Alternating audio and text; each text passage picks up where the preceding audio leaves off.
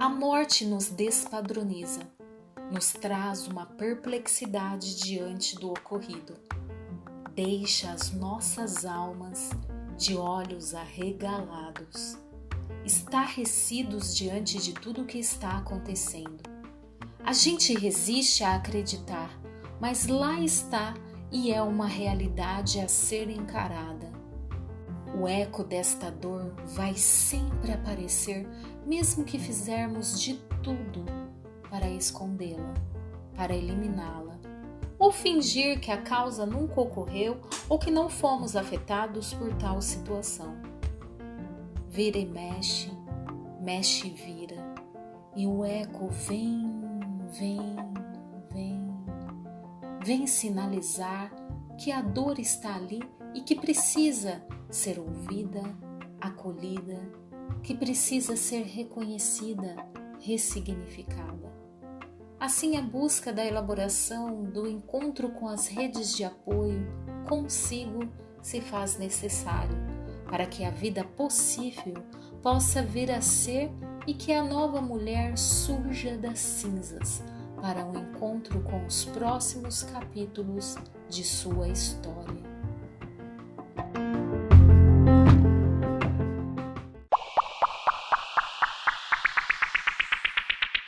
Bem-vindas ao Mães em Cristo, seu podcast que compartilhará informações, reflexões, aprendizagens, recursos que proporcionarão uma construção generosa de si como mãe, os vínculos afetivos com o filho, a saúde emocional, para que então você possa estar preparada para ensinar aos seus pequeninos a conhecer a Deus e a se tornarem, além de bons cidadãos para a terra, cidadãos do céu.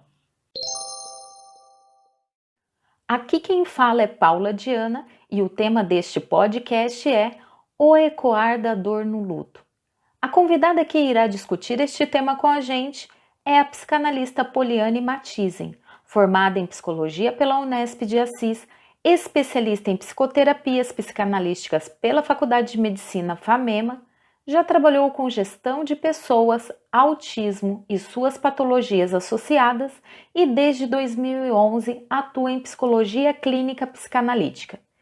E sem mais delongas, bora para o nosso bate-papo tão delicado.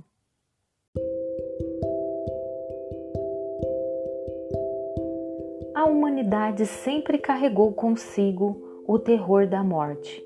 Buscou estratégias para se construir a partir deste terror, e a todo momento o ser humano tenta negar a finitude, porque ele se depara com suas fragilidades, com a sua pequenez, com o não ter todo o tempo do mundo para estar ou fazer o que se bem entende.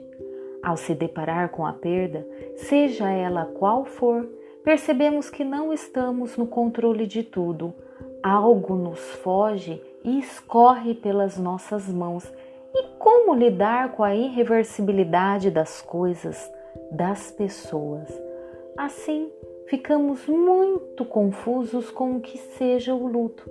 Temos medo e receio de falar sobre, mas eu acredito que temos que transformar este tabu em diálogo, pois somente através de espaços de fala e escuta se é possível elaborar o luto de forma mais humana e digna.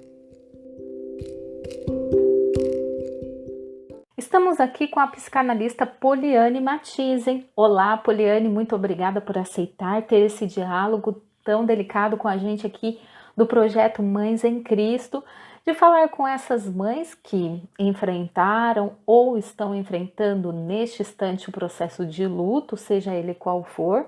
E esse tema é muito importante para o nosso projeto, pois a elaboração do eu mãe passa pelo enfrentamento de seus lutos, das ressignificações de suas dores e suas perdas.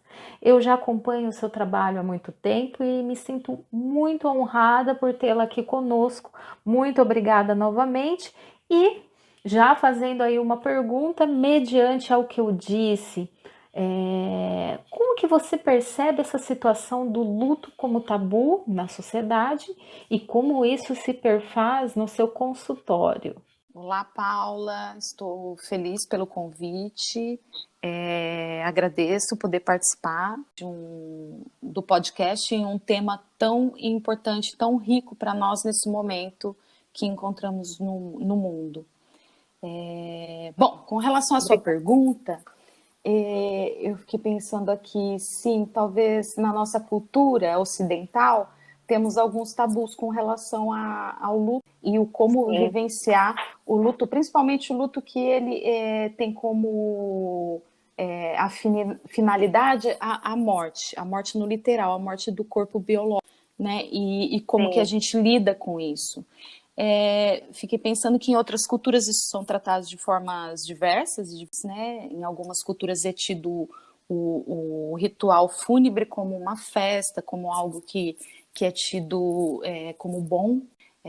Às vezes as pessoas comemoram, né, o fim, a finitude, e toma isso de um outro jeito. Mas nós, na nossa cultura ocidental, às vezes sim, isso é visto como um tabu. Mas eu pensei aqui em fazer um caminho de que a gente pudesse falar do luto em uma outra instância também. Seria no campo do luto que a gente vivencia na nossa rotina, ou seja, que o luto como fazendo parte das contingências da vida, esses acontecimentos da vida que vão trazendo lutos para nós desde a tenra infância até a nossa vida adulta, enfim, até a finitude de fato, aqueles que têm um trajeto, vamos colocar assim, entre aspas, né, um trajeto da infância, da adolescência, da fase adulta, da velhice, do idoso, até a morte. Podemos entender então que o luto não está vinculado somente à morte biológica, mas a várias situações de perdas, frustrações que passamos pela vida e que o luto é um processo pelo qual vamos passando devido às inúmeras perdas e frustrações e mortes. E vamos enfrentando aí pela vida e que este processo vai se permeando conforme as nossas maneiras de enfrentar e de encararmos tudo isso? Exato. O luto, ele é algo que a gente tem que lidar desde o nascimento, né? O nascimento de um filho, por exemplo, ele é um luto tanto para a criança, para o recém-nascido, quanto para a mãe. Então, eu vou brincar aqui um pouco da gente ir passando por esses caminhos que a gente vai fazendo. E aí, na tenra infância, a criança também sofre o luto da perda do corpo infantil, né? E aí vai para a puberdade. O encontro com o sexual também é uma perda. E aí vamos pensar perda, luto, né? Fazendo a perda como análogo ao luto, certo?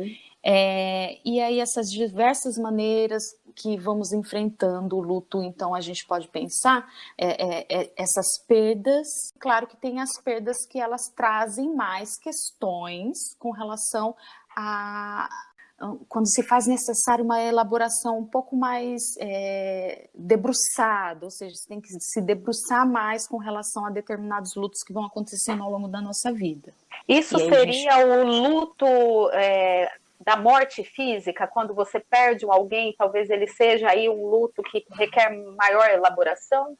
Seria isso, Poliana? Bom, a gente não pode lançar mão de que temos sujeitos singulares, né? E cada um vai tomar a perda, né, ou falecimento de um ente querido de diversas maneiras. Então, para alguns sujeitos, a perda, vamos supor, de uma mãe, não tem tanta implicações na vida desse sujeito, né, ou problemas para a elaboração desse luto, tanto quanto às vezes perder um trabalho. E já para um outro sujeito, né, a perda da mãe tem implicações que requer, né, uma elaboração, um debruçar-se nessa elaboração, tem mais afecções na sua vida do que um sujeito que perdeu o trabalho. Bom, só para a gente pensar assim, nos tons de gravidade com relação ao luto e a perda de um ente querido, a perda de uma pessoa amada fisicamente, ou seja, biologicamente aquela pessoa veio a óbito. Então você está falando que cada pessoa tem ali a sua singularidade, a sua maneira de lidar com esse luto, as suas especificidades, a subjetividade está ali muito enfincada nessa construção, nessa elaboração? Sim, e isso na clínica aparece de diversas maneiras. Isso aparece em diversos tempos da vida também. Uhum. Assim como, por exemplo, os adolescentes vêm com a perda do corpo infantil, ou vêm de uma perda de um encontro com o sexual, isso é tomado como um trauma também, de alguma forma requer, é um luto, é um tipo de luto, e digamos que isso talvez possa parecer que não seja tão grave, mas em determinados encontros com isso, que o adolescente, vamos supor, possa ter, isso pode vir de um jeito gravíssimo para ele. É uma perda física também, se a gente puder considerar assim. Do corpo infantil, a perda daquele lugar de criança, corpo da família, então do pai e da mãe. A gente pode pensar por aí também. O que eu estou tentando dizer é que, claro, né, existem perdas que elas estão num campo muito mais frágil, que compromete, que essas afecções dessa perda elas são muito mais, vamos usar assim, catastróficas. Mas também tem as perdas que a gente vivencia ao longo da nossa vida, desde o nascimento até então. Vamos falar, né? Até então a gente sofre essas perdas. Essas perdas têm implicações físicas, inclusive, mas muito mais psíquicas. Só que essas perdas tidas como material para possíveis construções a partir de uma perda se faz muita coisa. Igual uma mulher, quando ganha um bebê e está no estado puerperal, ela sente muita saudade da mulher que ela era, do sono tranquilo que ela tinha, do trabalho que ela realizava com fluidez, das suas individualidades, da sua liberdade. Eu acredito que você esteja querendo dizer que o luto acontece em várias fases da vida, em vários momentos, e que até agora você está falando de um luto aí na forma geral e não de um luto específico. Sim, né? Uma mãe, vamos pensar assim, ganhei um bebê. Então, é exatamente isso, né? A mãe, ela tá lidando, então, com o ganho e as perdas que vieram junto com esse ganho. Poliane, é que a gente tem, assim, nós estamos acostumados a achar que a construção da identidade, a construção do nosso eu, ele está mais envolto de ganhos do que de perdas. Mas, pois é. Na verdade, essas perdas, elas vão redesenhando ali, né? Desenhando essa elaboração da nossa identidade. Sim. Nós somos feitos, então, de ganhos e perdas. E o luto, o estado do luto, esse processo que nós passamos, ele nos faz ali ir nos percebendo, ir nos construindo. Exato. Nós somos também as nossas perdas, né? E isso é muito importante, porque assim, né, já que você perguntou como que isso aparece na clínica, né, eu fiquei pensando aqui que a clínica, ela é um processo de desconstrução também. Eu ganhei um bebê e perdi muitas outras coisas. É a partir da desconstrução,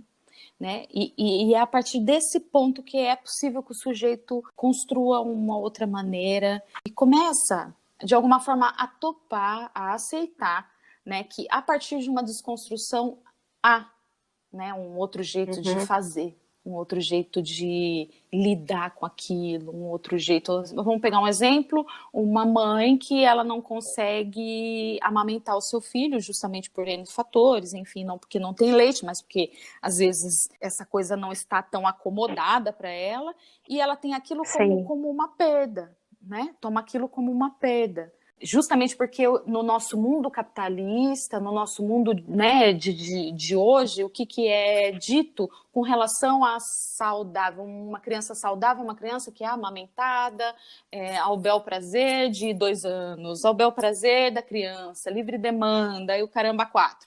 Isso já... Olha, Poliane, Sim. Devo te dizer que passei por isso.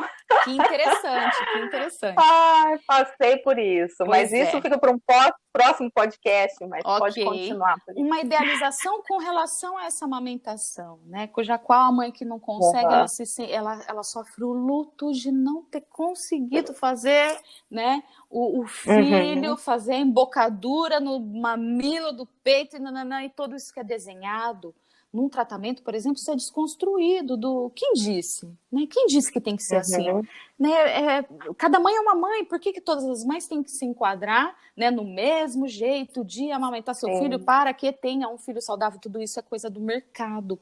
Né? E isso vem numa voracidade que nos toma, e aí, assim, talvez a gente não se apegue tanto ao luto disso, mas, assim, ficarmos atentos ao que o mercado vem oferecendo quanto ao que é certo, o que é errado, o que é saudável, o que não é, e que a gente toma como uma verdade, né? E às vezes isso faz com que a gente vá tomando caminhos em que aí a gente sofre uma outra perda, né? Que talvez essa seja a perda que não seja interessante, que é a perda da nossa alteridade, ou seja, do nosso espontâneo de fazer aquilo, de inventar um jeito de amamentar o filho, por exemplo. Seja com uma madeira, com espremendo na boca dele, que seja do jeito que for. Sim. E também temos que ser generosas, respeitosas com as nossas singularidades. Às vezes o nosso corpo passou por determinadas situações, sejam traumas, frustrações, ou até quantas coisas a gente pode ter passado antes e que o nosso corpo agora está aí se anunciando de uma forma e acaba não tendo esse leite, né? Por que não ter esse olhar generoso para você, para o seu filho, né? Por que não... Então eu sofri bastante no início em relação a isso, mas depois o meu olhar, né, eu fui tendo uma outra construção, uma autenticidade também comigo. Sim. Mas realmente há sim um luto dessa mulher. É que não tem manual, né? Não tem um manual, como ser uma boa mãe. Não, né? Na verdade é assim, de que maneira eu vou poder ser mãe a partir dessas perdas e eu não sei se ganhos, mas eu gosto de sempre pensar em algo do tipo desse novo que está advindo, que está aparecendo aqui para mim. O que eu vou inventar? O que eu vou inventar diante disso? Diante de um seio cheio de leite para amamentar um recém-nascido, né, diante do meu corpo transformado, porque, né, depois do parto também é uma outra transformação que o corpo sofre para, entre aspas, voltar ao normal, que ele nunca volta ao normal, e ainda bem, né, porque ali houve um trauma, o trauma do nascimento, né, um trauma extremamente importante e do campo de uma perda não só para a mãe, mas para a criança também, né, para o recém-nascido também. E aí esses medos, né, que eles fazem parte também. A gente falar também dessa coisa dos medos que vão aparecendo com isso. Do medo de cair, do medo de não fazer legal. Quantos medos, né? E milhares de medos que vão surgindo, independente da perda e da frustração. Sim. Porque o que eu acho que você também está falando é assim, nós estamos passando por vários lutos, né? Lutos e frustrações durante a vida, e que às vezes um luto mais imponente, não sei como poderia dizer isso. Literal, né? Ele acaba trazendo aqueles lutos que você não trabalhou, aqueles lutos que você não conseguiu trabalhar. Exatamente, né? exatamente. E de que forma, então, Poliana, a gente poderia abordar isso, essa perda, essa frustração, esse luto, né? Como que a gente... Bom, eu vou falar um pouco da clínica. Então, o que vem me aparecendo na clínica, né, já desde o início do meu trabalho, né, Sim. o que foi dando a cara, assim, né, na clínica. De alguma forma, um sujeito que vem procurar um tratamento, ele vem sempre por via da perda.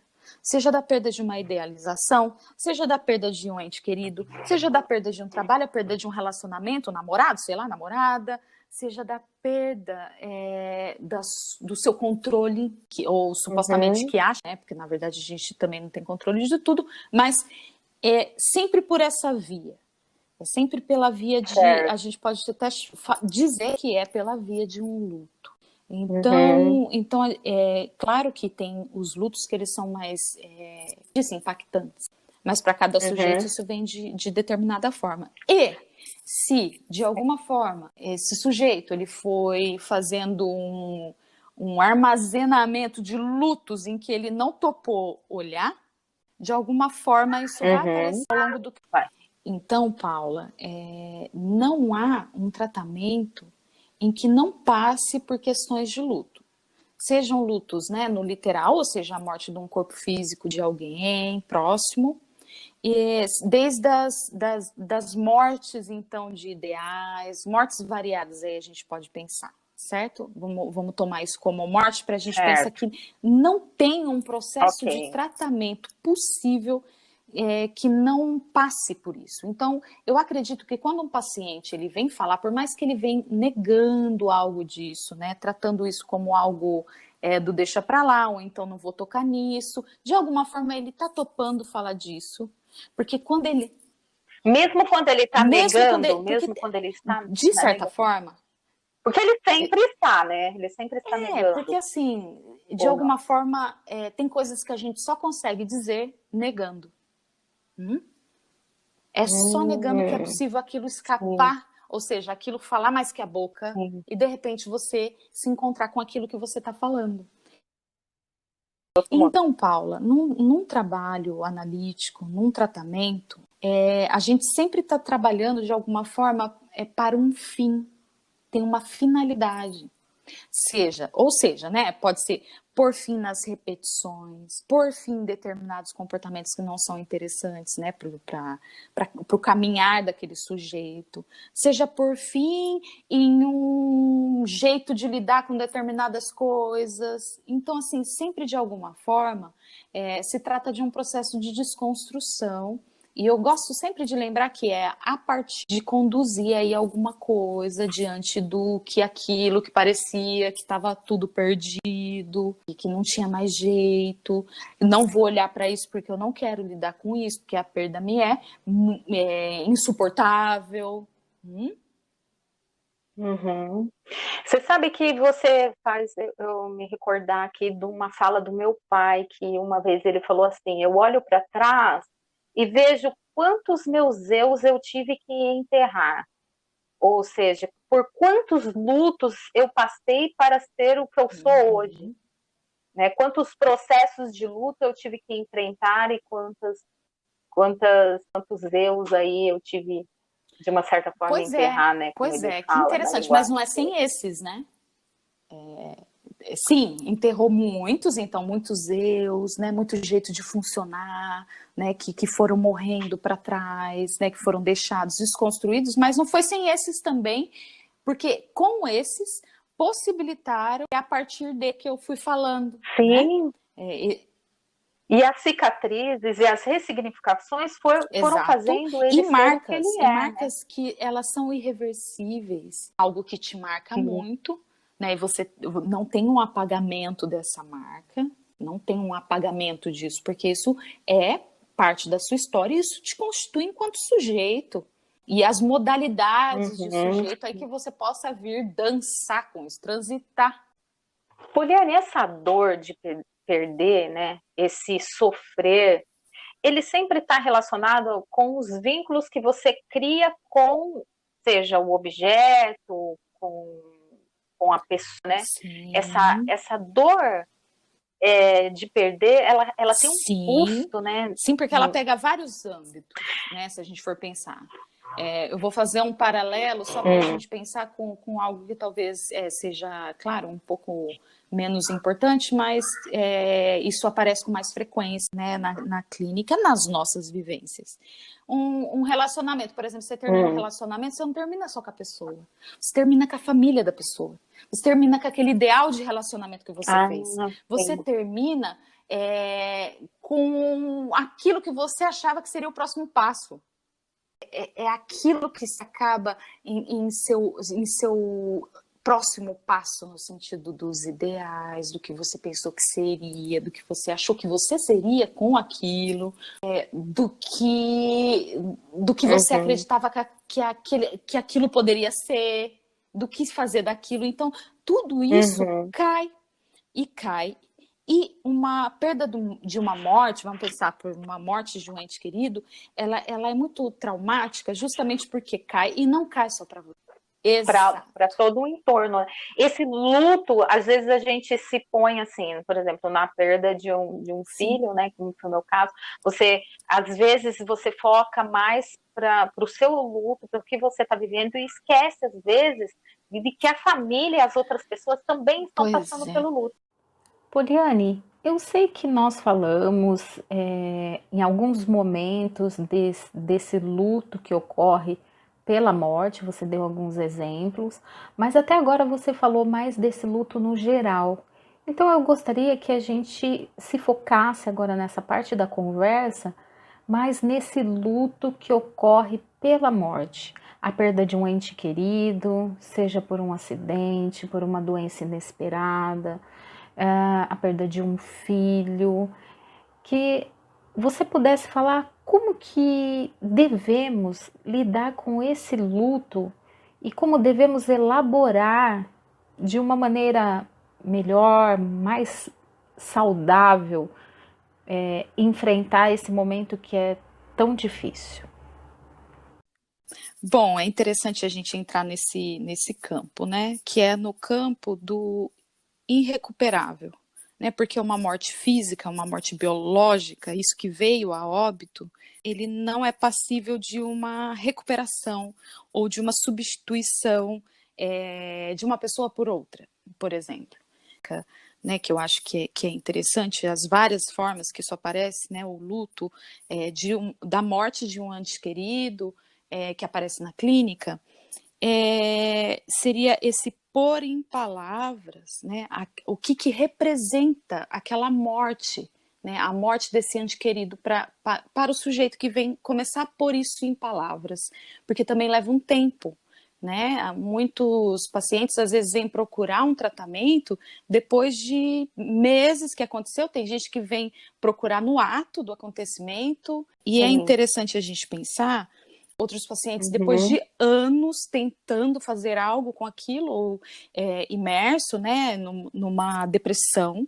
E a gente pode pensar também que a não elaboração do luto, ela sim vai tendo afecções, vamos supor, um ente querido morreu e isso começa a atrapalhar no seu trabalho, suas outras relações, na sua relação com você, na sua relação com o mundo. Você para de produzir, você para de inventar, de criar, porque a vida é isso, né? A gente está o tempo todo inventando, criando.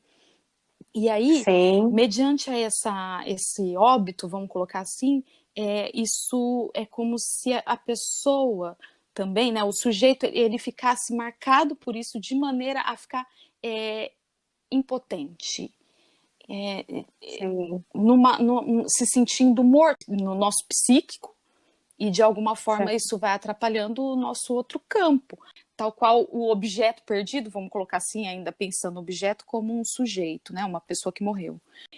Tem pessoas que fazem esse movimento de ficar morto junto por muito tempo, e aí é que a gente começa a, de alguma forma, aparecer o luto patológico, e é quase como se estivesse morto junto por um tempo. Que aí então começa a se cronificar um luto, a gente pode pensar aí, né, numa depressão, a pessoa está sempre fazendo par com tudo que for mórbido, mortificante, ela não quer mais a vida, porque aquilo, né, que ela amava não está na vida. Eu já ouvi algumas vezes as pessoas se portarem ao luto como uma depressão ou como uma doença.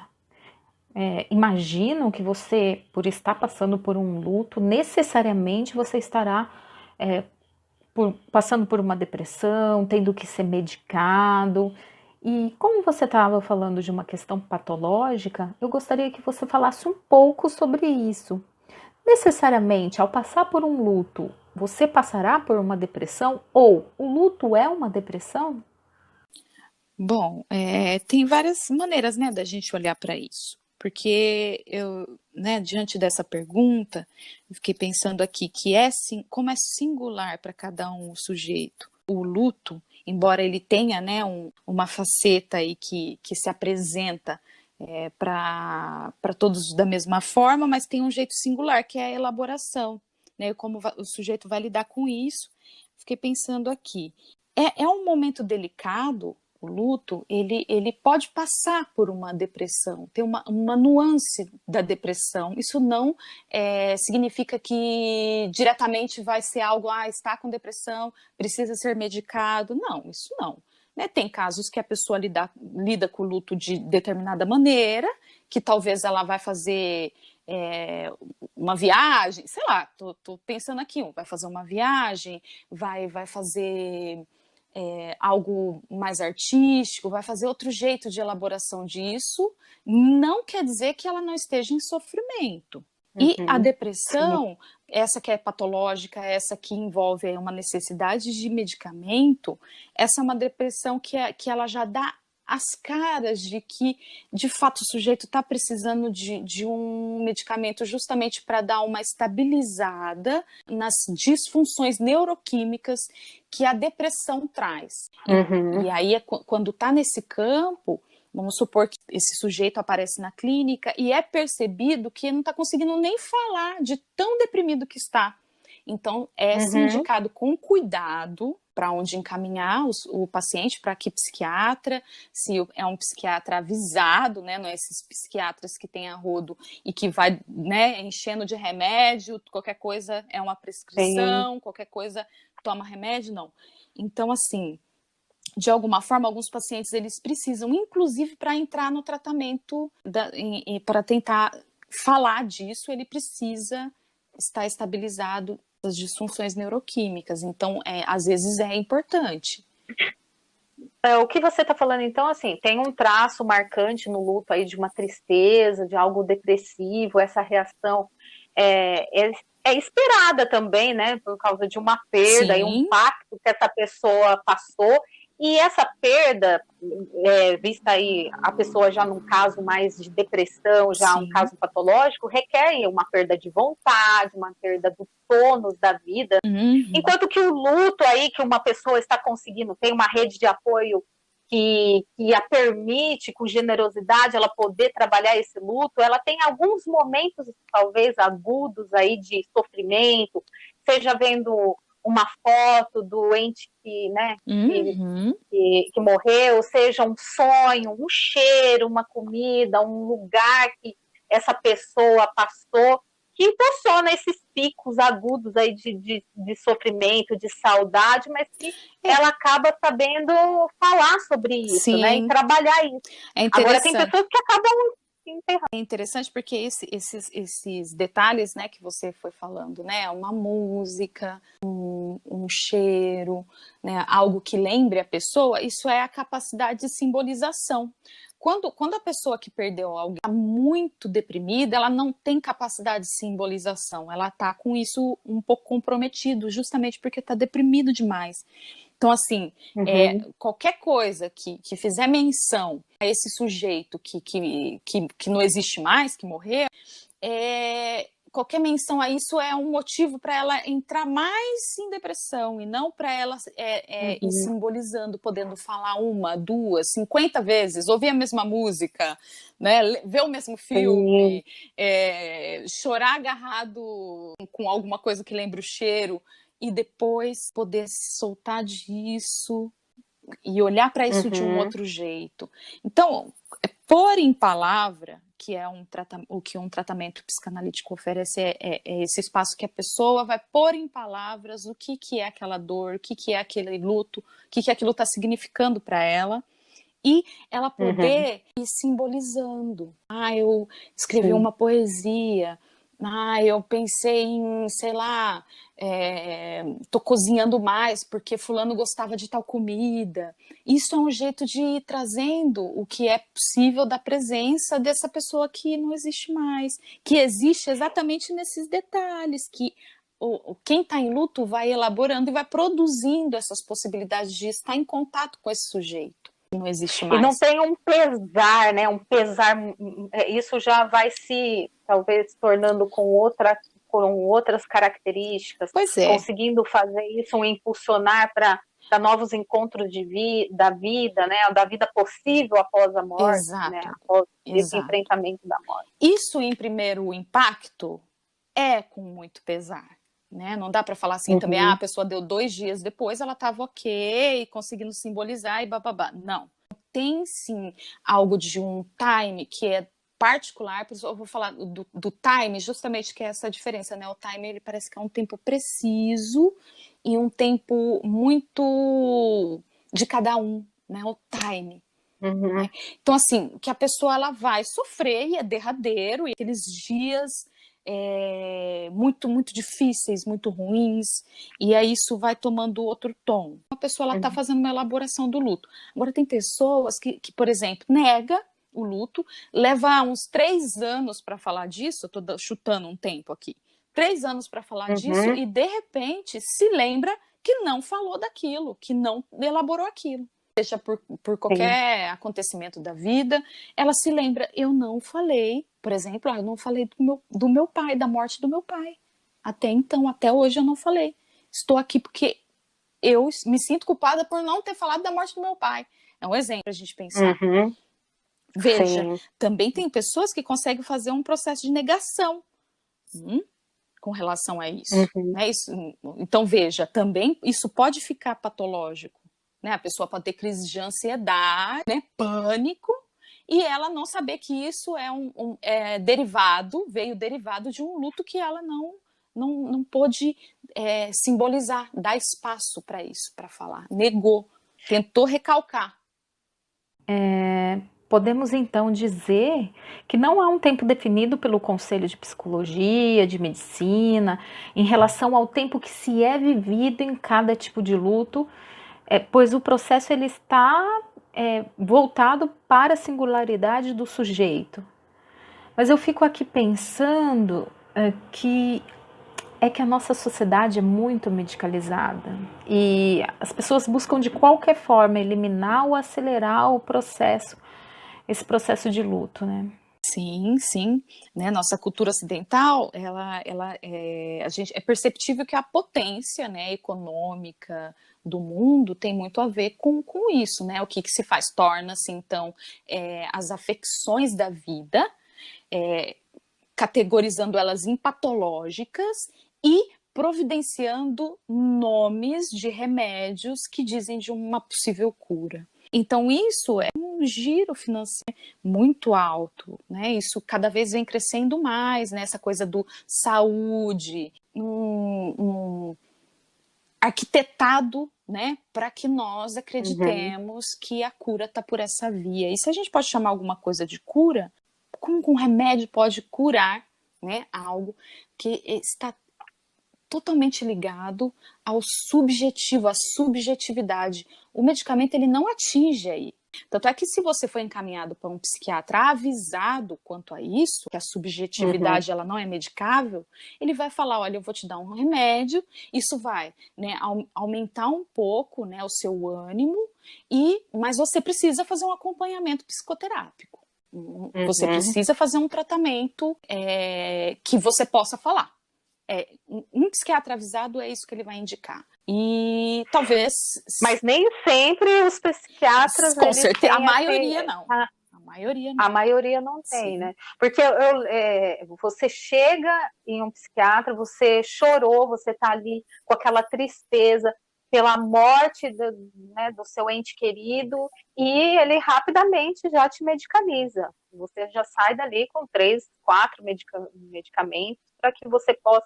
Então, se a gente pensa o luto aí como uma elaboração, como uma ressignificação, como que a gente também, dotadas de tantas medicações aí, vamos conseguir, né, fazer essa elaboração? Nós precisamos estar conscientes também desse fazer, né, desse encontro.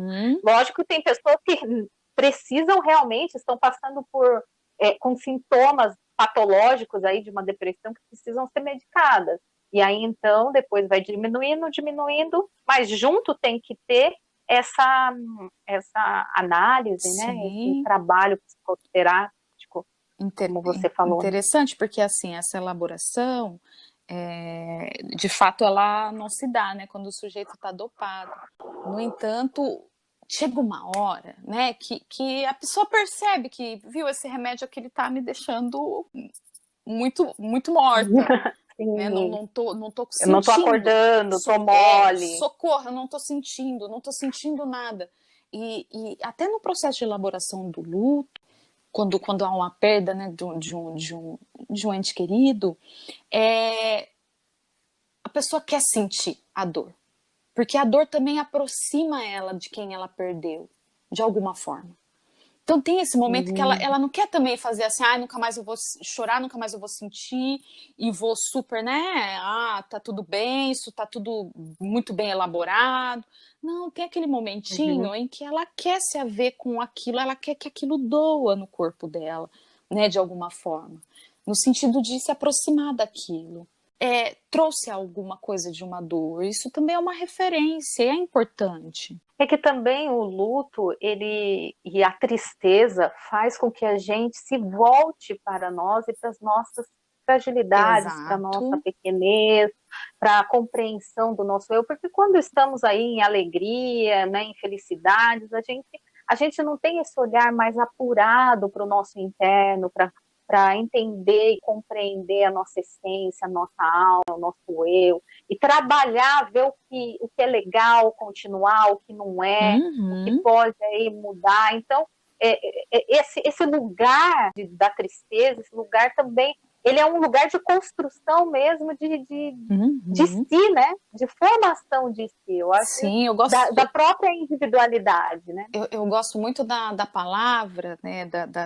Que a gente pode pensar elas de maneiras separadas, mas juntas. É o sofrer mudanças. Então, assim, a mudança, ela sempre precede algo de um sofrer. Porque vai haver uma mudança, existe um antes e um depois daquilo. É quase como se fosse, é um tipo de travessia, né, que aquilo vai dizer da sua história, mas vai dizer como você atravessou aquilo. E não é algo que você joga para o esquecimento. Elaborei o luto porque eu esqueci. Não. Né, isso não quer dizer que você... Não esquece. Exato. É dar um lugar àquilo, ainda que de um lugar em que se possa... às vezes também converter esse sofrimento em saudade e escrever algo, fazer uma música, fazer uma comida, fazer uma viagem, lembrar como seria se fulano estivesse aqui. Fazer uma potência, se tornar uma potência para realizar um projeto, para realizar um... Exato. Tantas ONGs surgem a partir de alguns sofrimentos, de algumas... de mães que passaram por situações difíceis ou de qualquer fazer outra outras pessoa, escolhas, né? Cria uma potência, fazer escolhas a partir daí, escolhas que envolvem, né, isso, essa perda também que ela tem como um traço, uma potência, assim como você disse, isso é muito importante. E tem, de alguma forma, essa questão do mundo, né, que a gente está vivendo hoje, né, com relação à medicalização exacerbada, isso que virou, né, um grande movimentador financeiro de dinheiro, é um comércio, exato, absurdo. Então, assim, tem sim esses tipos de ofertas, mas eu procuro ao meu redor e a cada lugar que eu posso ter um espaço para uma fala, dizer que tem sim profissionais que são mais avisados quanto a isso, tem um respeito da subjetividade do luto, por exemplo, de cada... O sujeito que vai procurar em sofrimento, porque o sujeito ele não vem procurar tratamento porque ele tá tudo bem, ele vem quando ele está em sofrimento. Normalmente é aí que ele entra em um tratamento e ele vai percebendo aí algo de algumas travessias importantes que ele vai fazendo e percebe a potência que tem a nossa fala, né, a capacidade simbólica que tem isso que a gente tem de mais precioso, que é a gente falar, não precisa, então um mudo que não consegue falar não conseguiria fazer isso, ele fala de outro jeito, ele tem a linguagem dos sinais, né, ele usa o corpo para falar, então isso que nos diferencia dos animais é importante que a gente olhe para isso, é importante que a gente perceba a importância de pôr em palavra, de poder falar. E não é ficar, né? Tem essa fase aí do luto que fala com a vizinha, fala com não sei o quê. Isso tem uma função, mas chega uma hora... Isso é importante também, porém... Chega uma hora que isso cai. Precisa lidar consigo, exato, né? Isso cai. Aí você fala, puta, né? Não vai dar para eu fazer assim. Eu preciso falar para alguém que não vai ser condescendente, ou não me conhece, ou não sabe qual é que é, porque cada um aparece de um jeito e fala, né, a sua maneira possível, porque tem isso também. Tem pacientes que chegam num luto e chega e o que ele faz é silêncio, e o silêncio ele diz algo também.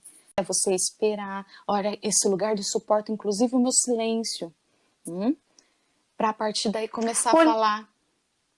Sim?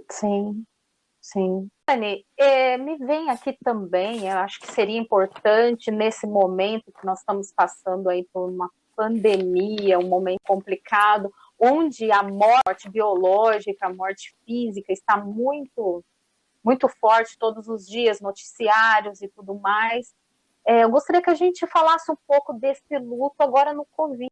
Eu falo por mim, que eu me vejo muitas das vezes chorando por lutos que não são meus, mas que se encontram com os meus. Então, quantas vezes me pego aí, né, triste, angustiada, com esses lutos que estão ocorrendo por aí, que se deparam com os meus também, que esbarram nos meus e me faz sentir tão angustiada. Paula, porque assim, o que esse momento trouxe que foi muito importante é a gente lembrar de que nós somos sujeitos do coletivo.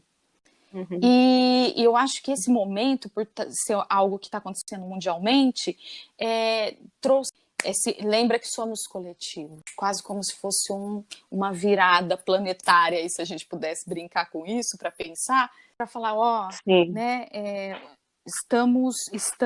não estamos na nossa pequena bolha, no nosso pequeno condomínio apenas. Tem algo que diz exatamente disso, dessa mobilização para o coletivo. Então, talvez ver as mortes acontecendo, isso que ficou um pouco mais escancarado também, a gente tem que prestar atenção um pouco, né, no que as redes sociais, os veículos de informações nos oferecem, que é muita coisa, muito lixo também. Né? Se a gente conseguir filtrar ainda assim, a gente vê o quanto isso está circulante nos dias de hoje, justamente por essa questão a morte, ela entrou, né, a morte biológica, ela tá mais rondando, né, e invisível. E sabe o que me preocupa bastante? É a questão, assim, os rituais que as pessoas, em um momento diferente do qual nós estamos vivendo, iria passar, né? Por exemplo,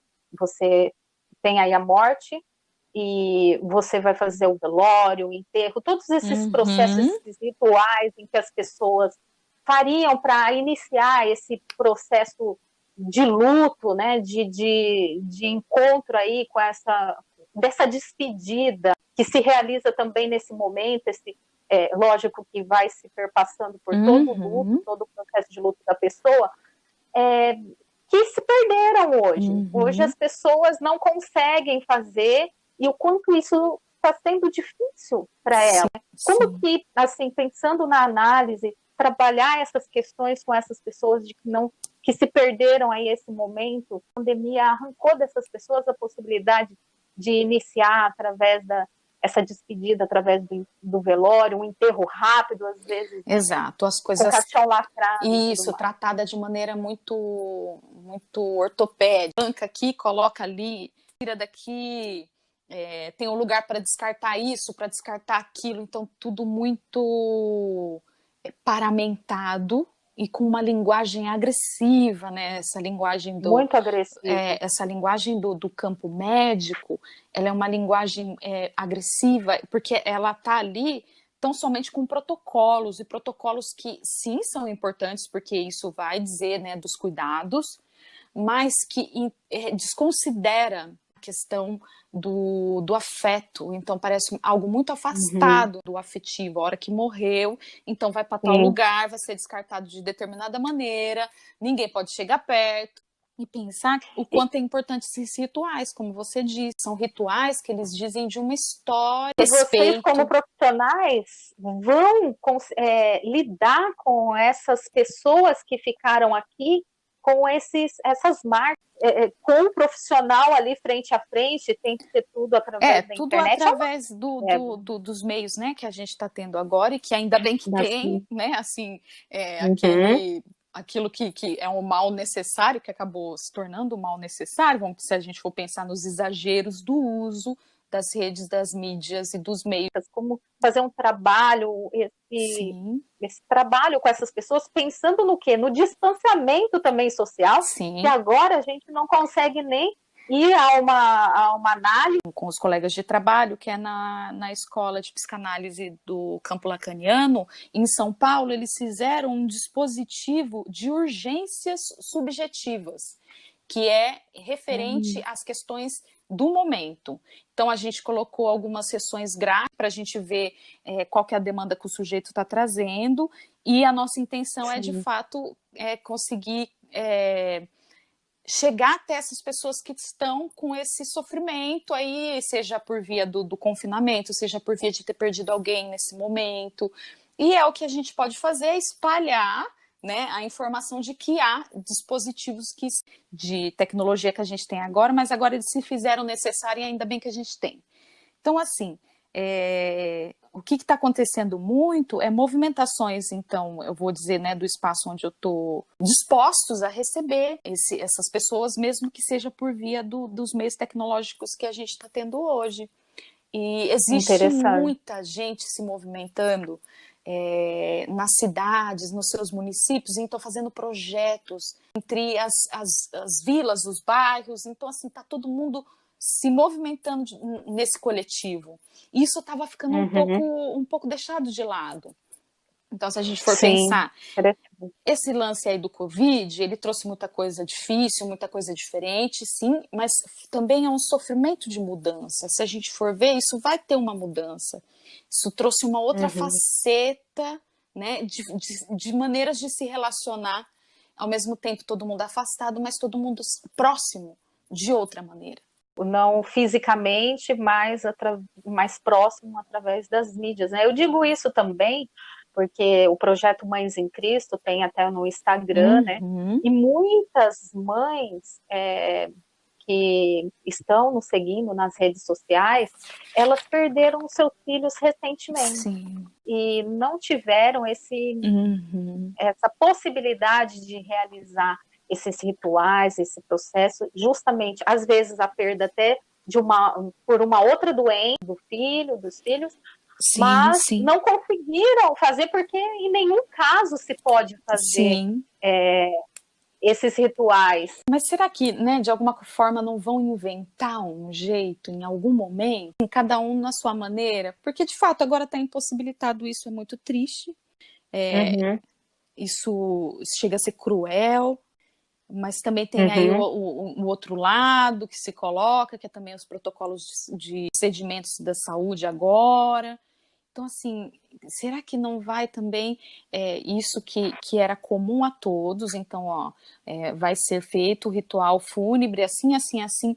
Será que, né, de alguma forma, cada família ou a comunidade vai criando outras maneiras de poder fazer isso? Né? Talvez sim. Eu acho. Né? Eu acho que sim, eu acho que a sociedade já está se mobilizando, e até, por exemplo, em busca de um olhar para essas pessoas enlutadas. Coisa que eu gostaria de pensar aqui, nós estamos pensando nas pessoas enlutadas, mas e esses profissionais? Como não se deparar, eu estou pensando no profissional, com os seus lutos, com suas perdas, as suas tristezas, naquele momento que ele está vendo tanta perda, tantos lutos, vendo os pacientes, né, morrendo, vendo a dor dos familiares de saúde que estão vivendo uma catástrofe de emoções. Então, como vocês estão trabalhando com esses profissionais que terão que voltar no outro dia impactados com tudo isso? Como que eles, né, vão se recompor emocionalmente para ajudar essas outras pessoas? É muito interessante, que porque... complexo. Sim, mas veja, outro movimento que está acontecendo então, também a comunidade, o coletivo está, de alguma forma, oferecendo apoio para esses profissionais. E é engraçado porque como que é isso de cada um, a maneira que vai escolhendo sua profissão, e que topa, então eu vou trabalhar com isso. E parece que uma coragem, né, de falar, bom, é o momento agora que eu vou trabalhar porque estão precisando. Então, assim, é um fenômeno que está acontecendo, é dos profissionais de saúde também estarem muito encorajados e engajados no trabalho deles. Isso não quer dizer que não tenha sofrimento, que não tenha, né, as questões particulares e tudo mais, mas eles estão Que eles não tenham medo, né? eles estão Medo, receio. eles estão encontrando dentro do próprio hospital com os colegas essa rede de apoio. E interessante, porque são poucos profissionais da área da saúde que estão linha de frente, né, diante da pandemia, que estão procurando tratamento, eles estão fazendo algum movimento entre eles. E isso é muito interessante, é quase como se fosse assim, ó, fazendo valer, né, nesse momento que o mundo precisa, né, da área desses profissionais, eles estão fazendo valer essa coragem, esse desejo de trabalhar aí e estar enfrentando isso. É bem interessante. Para finalizar este nosso diálogo, que você esclareceu assim de forma tão brilhante, né? Esse diálogo cheio de inquietações, mas também de caminhos possíveis, que apesar destas contingências que nos trazem tanto sofrimento, que podemos sim, através da fala, da arte, da fé, do olhar para si, ressignificá-los, elaborá-los como uma potência, transformando em uma saudade que possibilita a vida possível depois do enfrentamento da morte. Eu gostaria que você comentasse mais um ponto. É que muitas das vezes as mães cristãs, e aqui não estou dizendo de todas, mas uma boa parte, se sente impedida de buscar um profissional na área da saúde mental, um psicanalista, um psicoterapeuta, para que a ajude neste processo de luto. Porque ela imagina que não irá coincidir com a sua fé em Deus. Então ela acaba resistindo em buscar este tipo de profissional. Eu gostaria que você comentasse sobre esse aspecto. É muito importante, né, essa questão. Eu gosto sempre de lembrar que a fé, ela tem muito a ver com o que aparece, né, no nosso caminho. Poder estar nesse caminho da fé, a fé, ela não é um impossibilitador. A fé, ela é um possibilitador. E se de alguma forma nesse caminho aparecer a possibilidade de algum profissional seu para você, e se você tem fé, né, aquele profissional de alguma forma que você foi buscar, ou que apareceu para você, ou que uma amiga falou, que você viu na TV, enfim, de diversas maneiras, acreditar que aí tem fé também. E não dá para também desvincular, né, o fato de que as profissões, elas são inúmeras, e as profissões, elas têm também um quê, né, de fé, tem um quê de Deus, né? Então, assim, é importante também que coloque isso de maneira a acreditar que se de alguma forma algum profissional pode te ajudar, ter fé nisso também é importante, né? Ter fé que aquilo apareceu no seu caminho, de alguma forma isso tem a ver com a sua fé, independente das suas crenças, né? E cada um tem um jeito de exercitar a fé,